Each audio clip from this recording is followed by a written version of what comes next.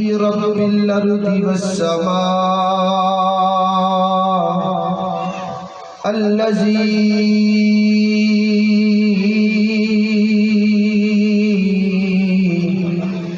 كان نبيا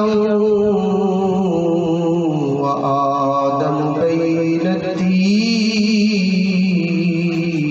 والماء نبينا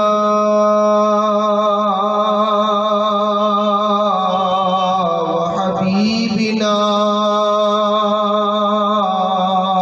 وكريمنا وشفيعنا ومليكنا ومأوانا وملجانا صلی اللہ علیہ وآلہ وسلم عبدہ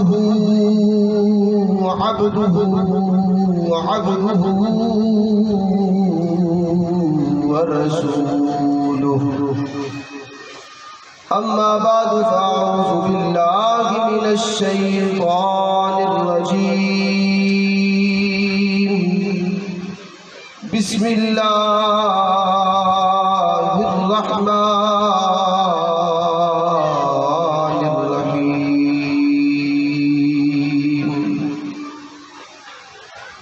رب اجعلنی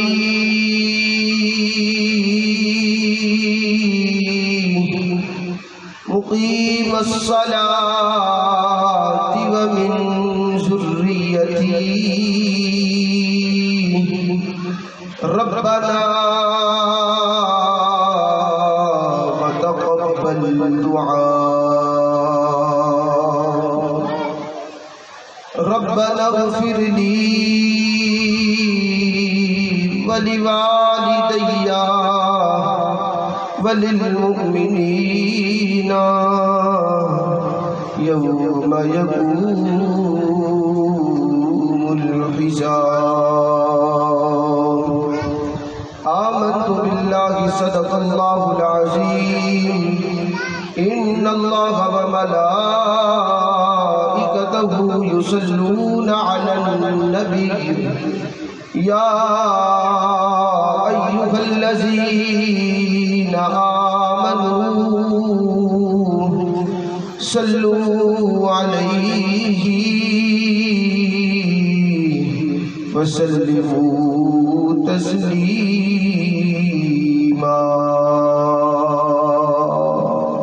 آواز بلند درود پاک الصلاۃ والسلام علیک یا سیدی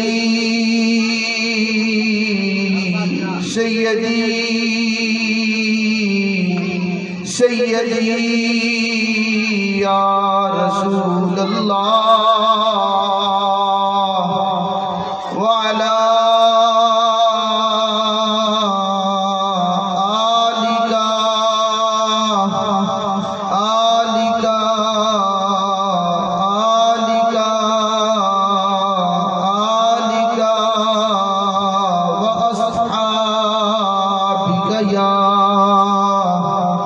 سیدی یا حبیب اللہ الصلاة والسلام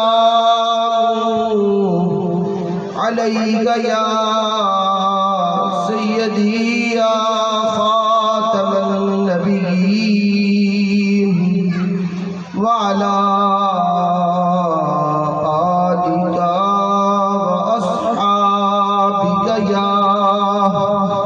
سیدی یا رحمت للعالمین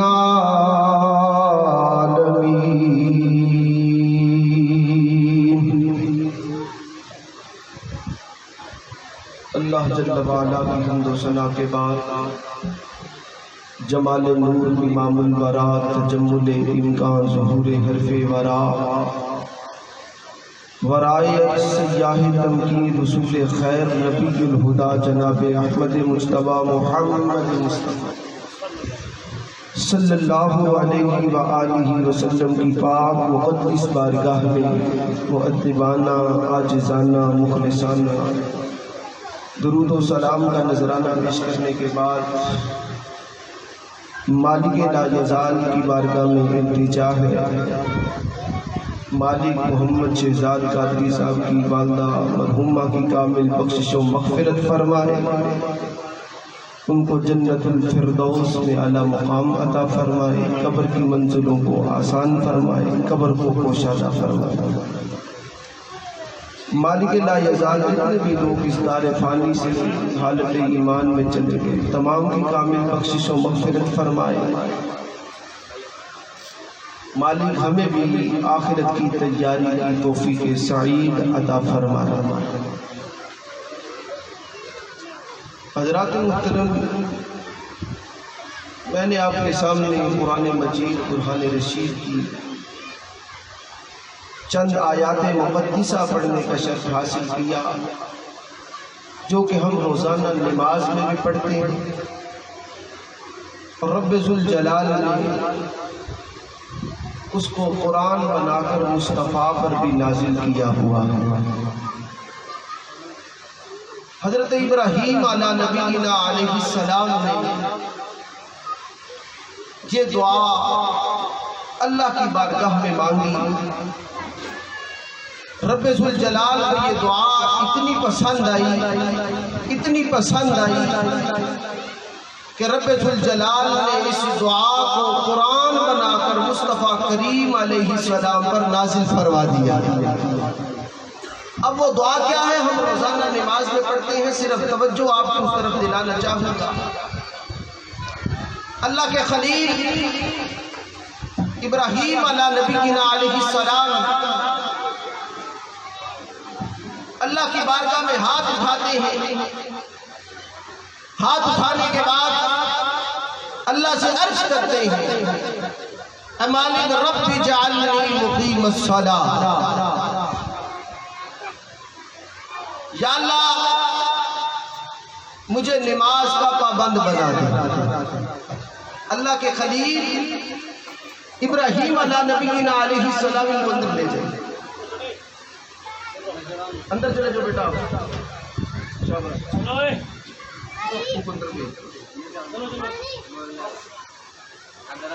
اللہ کے خلیل ابراہیم علیہ نبینا علیہ السلام اللہ سے دعا کر رہے ہیں، 13واں پارہ ہے اللہ کا قرآن ہے۔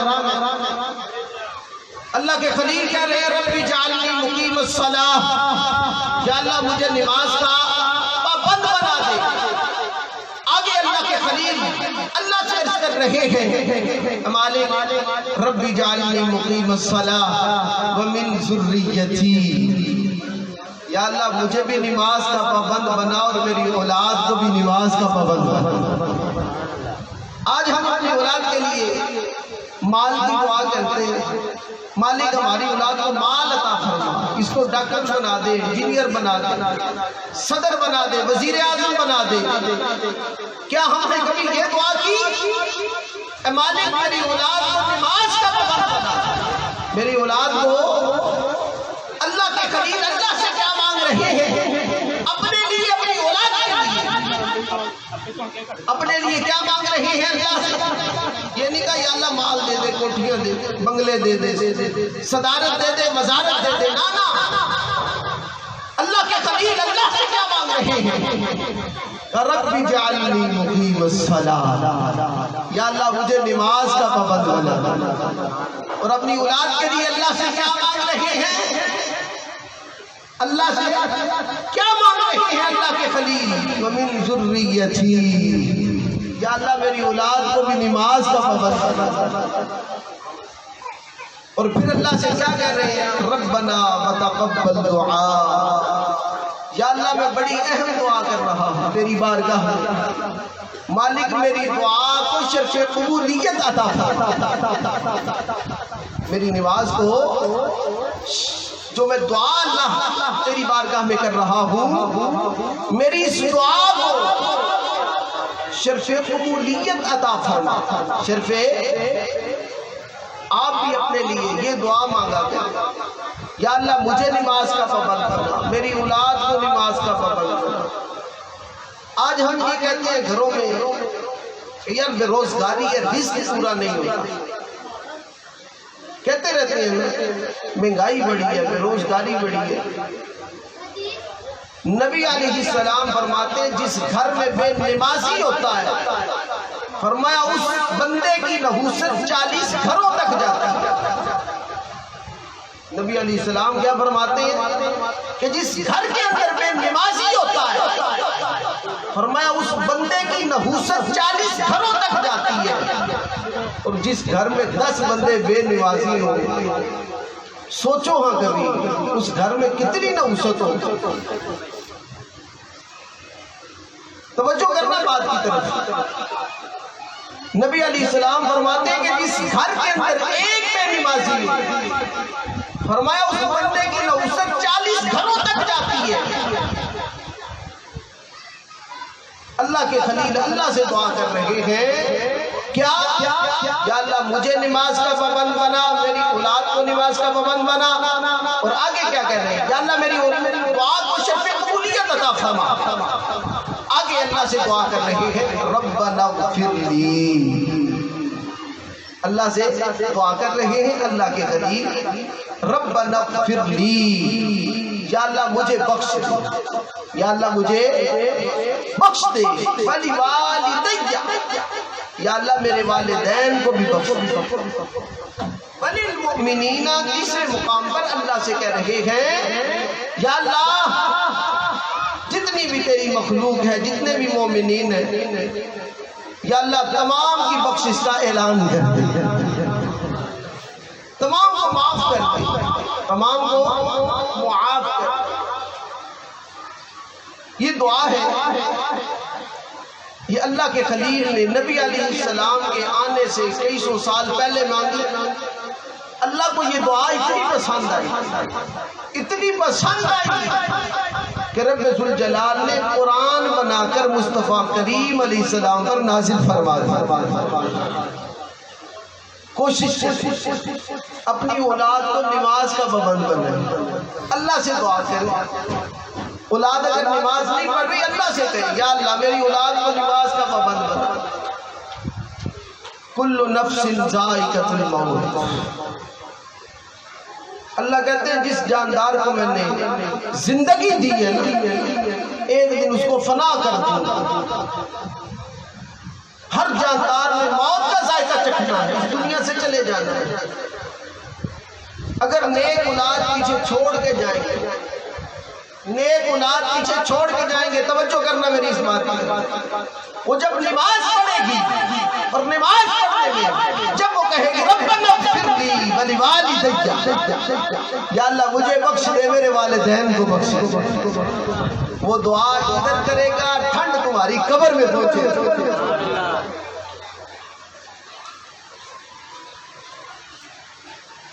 ایک شخص فوت ہو گئے، مولانا نعیم الدین مراد آبادی نے اس کو نقل کیا ہے. وہ شخص فوت ہو گیا اور اپنی بیوی کے پیٹ کے اندر ایک بچہ چھوڑ گیا. اس کے مرنے کے بعد وہ بچہ پیدا ہوا، تھوڑا بولنے کے چلنے کے قابل ہوا. ماں اس کو لے کر قاری صاحب کے پاس پہنچی. قاری صاحب اس کو قرآن پڑھایا. اس کو کیا پڑھایا؟ اب اس کا باپ دنیا میں گناہ کرتا رہا تھا، اس گناہوں کی وجہ سے قبر میں عذاب میں مبتلا تھا، قبر کے اندر عذاب میں مبتلا تھا. اب اس کی بیوی، اس بچے کی ماں اس کو لے کر قاری صاحب کے پاس پہنچتی ہے اور کہتی ہے اس کو قرآن پڑھائیں. اس کو کیا پڑھائیں؟ قرآن پڑھائیں. قاری صاحب سے سامنے بٹھایا اور بٹھانے کے بعد کہا بیٹا پڑھو بسم اللہ الرحمن الرحیم. اب بچے نے پڑھنا شروع کیا بسم اللہ الرحمن الرحیم. اس بچے کے پڑھنے کی دیر سے کہ رب ذوالجلال نے اس شخص کے عذاب کو بھی ختم کر دیا اور جنت میں ایک درجہ بھی عطا کر دیا. اس شخص اللہ کی بارگاہ میں عرض کرنے لگا اے مالک میں نے کوئی نیک عمل نہیں کیا, میرے گناہ بھی باقی ہے, سزا باقی ہے, میرے گناہ بھی باقی ہے, سزا باقی ہے. مالک میرا عذاب ختم کر دیا گیا, مجھے جنت میں ایک درجہ عطا کر دیا گیا. مالک اس کی وجہ معلوم کرنا چاہتا ہوں, مالک اس کی وجہ معلوم کرنا چاہتا ہوں. فرمایا جو تو بچہ اپنی بیوی کے پیٹ میں چھوڑ کے آیا تھا, تیری بیوی اس کو قاری صاحب کے پاس لے کے گئی اور قاری صاحب نے کہا بیٹا پڑھ بسم اللہ الرحمن الرحیم, اللہ کے نام سے شروع جو بڑا مہربان نہایت رحم کرنے والا ہے. فرمایا تیرا بچہ مجھے رحمان اور رحیم کہہ رہا تھا, فرمایا مجھے تجھے عذاب دیتے ہوئے شرم آ رہی, صرف اس کے بسم اللہ الرحمن الرحیم پڑھنے کی وجہ سے میں نے تیرے عذاب کو ختم کر دیا اور جنت میں تجھے ایک درجہ بھی عطا کیا. اپنی اولاد کو نیک بنائے, ایسی اولاد جو آپ کے لیے صدقہ جاریہ بن جائے, آپ کے لیے کیا بن جائے. نبی علیہ السلام فرماتے ہیں اذا مات الانسان انقطع عنه عمله الا من ثلاثه الا من صدقه جاريه او علم ينتفع به او ولد صالح يدعو له. فرمایا انسان جب مر جاتا ہے نا, مر جاتا ہے, فرمایا اس کے نیک اعمال اسے کاٹ دیے جاتے ہیں. اب وہ نیک عمل نہیں کر سکتا, قبر میں تو چلا گیا. فرمایا کہ 3 عمل ایسے ہیں جن کا ثواب اس کو قبر میں بھی ملتا رہتا ہے. 3 عملوں کا ثواب اس کو قبر میں بھی ملتا رہتا ہے. نبی علیہ السلام نے ارشاد فرمایا پہلا الا من ثلاثۃ الا من صدقۃ جاریہ, پہلا نیک کام کہ جو انسان صدقہ جاریہ کر جائے, کوئی مسجد بنوا جائے, مدرسہ بنوا جائے, پانی کا کنواں کھدوا جائے, کوئی بھی ایسا کام جو کہ مخلوق کے لیے ہو. فرمایا اس کا ثواب مرنے کے بعد اس کو قبر میں بھی ملتا رہے. دوسرا کسی کو اس نے علم پڑھا دیا, علم سکھا دیا. ماں جی جو فوت ہوئے ہیں انہوں نے ساری زندگی ہمارے محلے کے اندر قرآن بچوں کو پڑھایا ہے اور قرآن ہی پڑھایا. مسلم ٹاؤن کے اندر شاید کوئی بچہ ایسا ہو جو کہ ان کا شاگرد نہ ہو, مگر نہ ہر بچی اور ہر بچہ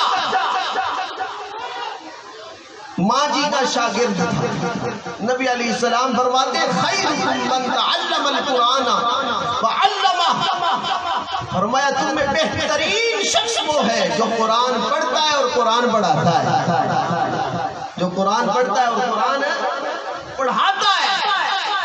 اماں جی نے ساری زندگی بچوں کو قرآن پڑھایا اور ساری زندگی قرآن پڑھایا. نبی علیہ السلام فرماتے جو علم کو کسی کو سکھا گیا, علم پڑھا گیا, فرمایا جب تک وہ پڑھتا رہے گا, جب تک وہ پڑھتا رہے گا قبر کے اندر اس بندے کو ثواب ملتا رہے گا جو پڑھا کر چلا گیا. نعرہ تکبیر, نعرہ رسالت, نعرہ رسالت, نعرہ تحقیق, نعرہ حیدری. قبلہ پیر صاحب تشریف لائے, ہم دل کی اتھا گہرائیوں سے ان کو خوش آمدید کہتے ہیں.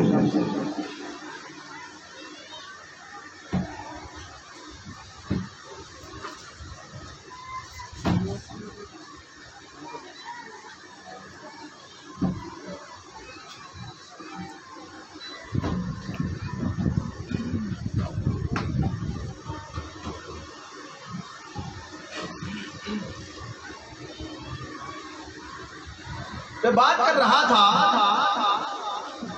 نبی علیہ السلام فرماتے ہیں کہ 3 عملوں کا ثواب انسان کو قبر میں بھی ملتا رہتا ہے۔ پہلا کام صدقہ جاریہ، جو انسان دنیا میں کر جائے، مسجد بنوا جائے، مدرسہ بنوا جائے، مرنے کے بعد قبر میں بھی اس کو ثواب ملتا رہتا ہے۔ دوسرا کام او علم ينتفع به، فرمایا ایسا علم جو کہ لوگوں کو نفع دے دیتا ہے، جو وہ لوگوں کو پڑھا گیا، سکھا گیا، مرنے کے بعد بھی اس کو قبر میں ثواب ملتا رہتا ہے۔ یہ کوئی ماں جی کی میں کوئی تعریف نہیں کر رہا، اماں جی نے ساری زندگی قرآن کی تعلیم دی ہے، لوگ قرآن پڑھایا بچوں کو، پورے مسلم قوم کے اندر قرآن کی تعلیم کو عام کیا۔ یہ جو قرآن پڑھا کر چلی گئی، جب تک وہ بچے قرآن پڑھتے رہیں گے ان کو قبر میں ثواب ملتا رہے گا، ان کو قبر میں ثواب ملتا رہے گا۔ آگے نبی علیہ السلام فرماتے ہیں وَلَدٍ صَالِحٍ يَدْعُو لَهُ، تیسرا جس کا ثواب قبر میں انسان کو ملتا ہے، نبی علیہ السلام فرماتے ہیں وَلَدٍ صَالِحٍ يَدْعُو لَهُ، فرمایا اگر انسان صالح اولاد چھوڑ جائے، نیک اولاد چھوڑ جائے، وہ نیک اولاد کیا کرے؟ اس کے لیے دعا کرے۔ فرمایا جب اولاد نیک دعا کرے گی، رب ذوالجلال قبر میں بھی اس کو ٹھنڈ عطا فرمائے، قبر میں بھی اس کو ثواب اس کو ملتا رہے گا۔ نبی علیہ السلام فرماتے ہیں کہ انسان کا رزق کم کر دیا جاتا ہے، کب؟ جب وہ والدین کے لیے دعا کرنا چھوڑ دے۔ اگر چاہتے ہو نا تمہارا رزق فراخ رہے، کھلا رہے، کبھی تنگی نہ آئے، مصیبت نہ آئے، کھلا رزق رہے، نبی علیہ السلام فرماتے ہیں جو بندہ اپنے والدین کے لیے دعا کرتا رہتا ہے، اللہ تعالیٰ اس کے رزق میں وسعت عطا فرما دیتے ہیں۔ اس بندے کا رزق تنگ ہو جائے، اس بندے کا رزق تنگ ہو جائے، اپنے والدین کے لیے دعا شروع کر دیں، ان کے لیے رب ذوالجلال نے 15ویں پارے میں ہمیں دعا سکھائی ہے، رب ارحمہما کما ربیانی صغیرا۔ رب ذوالجلال ہمیں دعا سکھا رہے ہیں کہ اپنے والدین کے لیے یہ دعا کیا کریں۔ یا اللہ کون سی دعا کیا کریں؟ یا اللہ کون سی دعا کیا کریں؟ فرمایا اپنے والدین کے لیے یہ دعا کیا کرو، رب ارحمہما کما ربیانی صغیرا، یا اللہ میرے والدین پر رحم فرما، اس طرح کا رحم جب میں چھوٹا تھا وہ مجھ پر کیا کرتے تھے۔ والد خود بھوکا رہ لیتا ہے لیکن اولاد کو کھلاتا ہے، والدہ خود بھوکی رہ لیتی ہے لیکن اولاد کو کھلاتی ہے۔ سردی کا موسم تھا، پچھلے سال کی بات ہے، ہم کچھ دوست بیٹھے تھے، والد انسان کے لیے کیا کیا قربانی دیتا ہے یہ بچے کو نہیں پتا۔ دوست بیٹھے تھے تو دوست سے کہنے لگا یار مجھے نزلہ ہو گیا، زکام ہو گیا، سردی زوم کا موسم بلوچستان کا، یار نزلہ ہو گیا۔ میں نے اس کو کہا شہد پڑا ہے پاس؟ اس نے کہا بالکل پڑا ہے۔ میں نے کہا گرم پانی کر کے اس کے اندر شہد ملا کے تھوڑا پی لو، افاقہ ہو جائے گا۔ اس نے کہا شہد تو پڑا ہے لیکن وہ میں نے اپنے بچوں کے لیے رکھا ہے۔ شہد پڑا ہے لیکن میں نے خود نہیں کھانا، حالانکہ بیمار ہے، حالانکہ بیمار ہے، دوائی کے طور پہ میں اس کو ایڈوائز کر رہا ہوں لیکن وہ کہتا ہے کہ وہ میں نے اپنے بچوں کے لیے رکھا کہ میں نے جب چھٹی جانا ہے نا پھر میں نے اپنے بچوں کو کھلایا۔ والدین انسان کے لیے بڑی بڑی قربانی دیتے ہیں۔ نبی علیہ السلام فرماتے ہیں جب ماں دعا کرتی ہے، جب ماں دعا کرتی ہے، نبی علیہ السلام فرماتے ہیں اللہ کا عرش ہلتا ہے، اللہ کا عرش ہلتا ہے۔ رب ذوالجلال پوچھتے ہیں اے عرش تو کیوں ہل رہا ہے؟ عرش اللہ کی بارگاہ میں عرض کرتا ہے مالک ایک ایسی دعا آئی ہے، مالک ایک ایسی دعا آئی ہے جس کے اندر اللہ اکبر یا رسول اللہ حق چاہیے یا موسیقی، مالک ایک ایسی دعا آئی ہے جس کے اندر خلوص ہی خلوص ہے، لالچ کوئی نہیں۔ دنیا میں ہر رشتہ جو بھی آپ کے ساتھ جڑا ہے اس میں کوئی نہ کوئی لالچ ہوتا ہے، کوئی طمع ہوتا ہے، لیکن والدین کا رشتہ ایسا ہے جس میں صرف خلوص ہی خلوص ہے، پیار ہی پیار ہے۔ دنیا میں ہر رشتہ آپ کے بڑھ جانے سے آپ سے جلنا شروع ہو جائے گا، لیکن والدین آپ کے بلندوں میں سے خوش ہوتے ہیں۔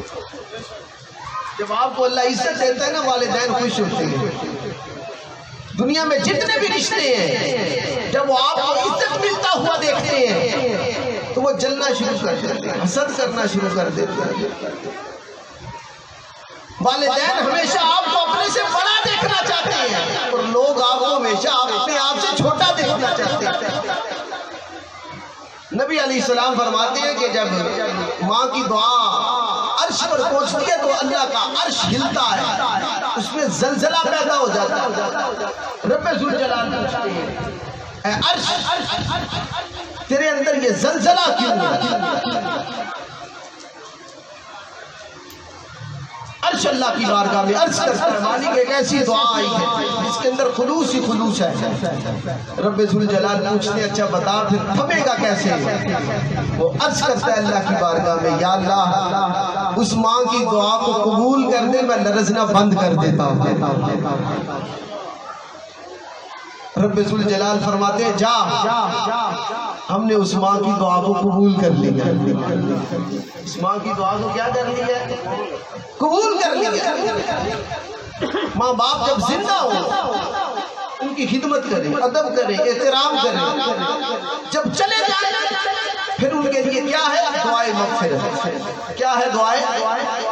کیا ہے؟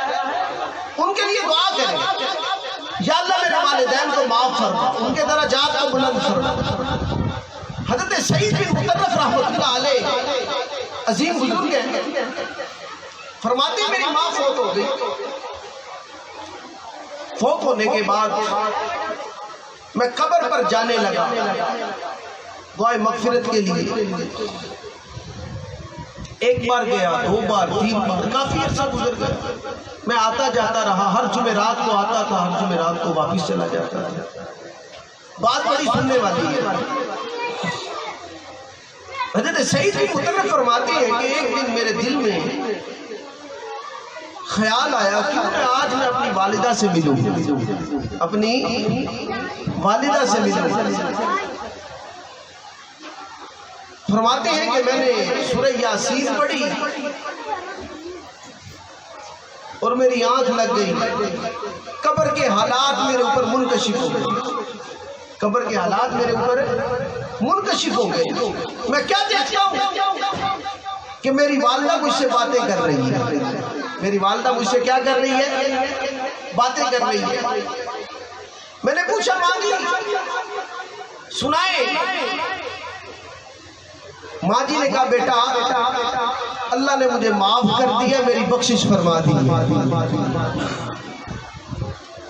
اللہ نے میری بخشش فرما دی۔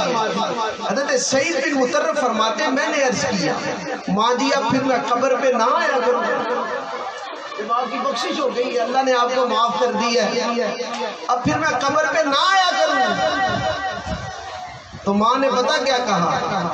بیٹا جب تو میری قبر پر آتا ہے اور آ کر دعا کرتا ہے تو ساری قبروں والے مجھے مبارکباد دیتے ہیں اور کہتے ہیں مطرف کی ماں تجھے مبارک ہو کہ تجھے مطرف جیسا بیٹا پیدا کیا ہے، تیرے لیے آ کر دعائیں مغفرت کرتا ہے، تجھے مبارک کہ تو نے مطرف جیسا بیٹا پیدا کیا، کیونکہ تیرے مرنے کے بعد تیری قبر پہ آ کے تیرے لیے دعائیں مغفرت کرتا ہے۔ تو ماں نے پتہ کیا کہا اگلا جملہ؟ کہا بیٹا اگر تو نہیں آئے گا نا تو میں ساتھ والوں کی مبارکباد سے محروم ہو جاؤں، پھر میرے ساتھ والے مجھے مبارکباد نہیں دیں گے، مجھے مبارکباد نہیں دیں گے۔ جب تو آتا ہے میری قبر پر اور میرے لیے دعائیں مغفرت کرتا ہے تو میری ساتھ قبروں والے جو لوگ ہیں وہ مجھے مبارکباد دیتے ہیں کہ تجھے مبارک ہو کہ تو نے ایسا نیک بیٹا چھوڑا ہے، تو تیرے لیے آگے دعائیں مغفرت کرتا ہے۔ نبی علیہ السلام فرماتے ہیں امتی امت مرحومت، فرمایا میری امت امت مرحومہ ہے، فرمایا جب یہ قبروں میں داخل ہوگی، فرمایا گناہوں کے ساتھ داخل ہوگی، ان کے اوپر گناہوں کے انبار ہوگی، اور فرمایا جب قبروں سے نکلیں گے تو فرمایا بالکل پاک صاف ہوگا۔ صحابہ نے یا رسول اللہ صلی اللہ علیہ وآلہ وسلم یہ کیسے ہو سکتا ہے کہ ایک انسان قبر میں داخل ہو گناہوں کے ساتھ اور جب نکلے تو اس پر کوئی گناہ نہ ہو؟ فرمایا یہ لوگ جب قبروں میں آئیں گے تو اپنے پیچھے ایسے لوگ چھوڑ کے آئیں گے جو ان کے لیے دعائیں مغفرت کریں گے۔ فرمایا ان کے پیچھے والے جب دعائیں مغفرت کریں گے فرمایا رب ذوالجلال ان کے گناہوں کو معاف فرما دیں گے، رب ذوالجلال ان کے گناہوں کو کیا کر دیں گے؟ معاف کر دیں گے۔ قبر میں داخل ہوئے گناہوں کے ساتھ، لیکن جب قبروں سے نکلیں گے تو گناہوں سے پاک ہو کر، کیوں؟ کہ پیچھے والوں نے دعا کی ہوگی، پیچھے والوں نے ان کے لیے کیا کی ہوگی؟ دعا کی ہوگی، ان کے لیے ذکر اذکار کیا گیا اور اپنے آپ کو بھی ذکر میں لگائیں۔ جب آپ ذکر کرتے ہیں نبی علیہ السلام فرماتے ہیں اللہ کو تین چیزیں بڑی پسند ہیں، اللہ کو تین چیزیں، لسان ذاکر، اللہ کو ذکر کرنے والی زبان بڑی پسند ہے، وقلب شاکر، شکر کرنے والا دل بڑا پسند ہے، وجسد علی البلاء صابر، اور اللہ کو وہ جسم بڑا پسند ہے، اللہ کو وہ جسم بڑا پسند ہے جس کے اوپر مصیبت آئے، تکلیف آئے، بیماری آئے اور وہ اس کے اوپر صبر کرتا ہے۔ اپنی زبان کو ذکر والا بنائے۔ آج ہم شہزاد قادری صاحب کی والدہ مرحومہ کے ختم پاک میں شرکت کی سعادت حاصل کر رہے ہیں۔ ایک میسیج دینا چاہوں گا، ایک لمحہ فکریہ دینا چاہوں گا اور ایک تحفہ دینا چاہوں گا۔ وہ کیا ہے؟ ہم نے بھی مر جانا ہے، اس دنیا سے چلے جانا ہے، ہم یہاں بھی آئے ہیں، یہاں سے ہم کچھ لے کر جائیں، صرف ایک ارادہ بنا کے یہاں سے اٹھنا ہے ہم نے۔ وہ کیا کہ آج سے ہم نے اپنی زبان کو ذکر سے تر رکھنا ہے، اپنی زبان کو ذکر سے کیا کرنا ہے؟ تر رکھنا ہے۔ اللہ نے اس زبان کو بنایا ہی ذکر کے لیے، بنایا ہی کس لیے؟